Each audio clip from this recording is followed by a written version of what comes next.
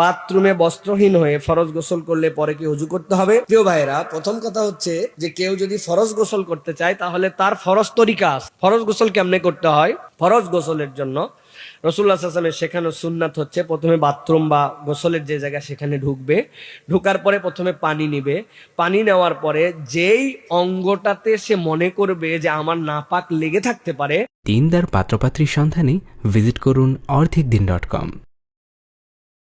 পানি দিয়ে সেই অংশটুকু আগে ধুয়ে ফেলবে বাম হাত দিয়ে।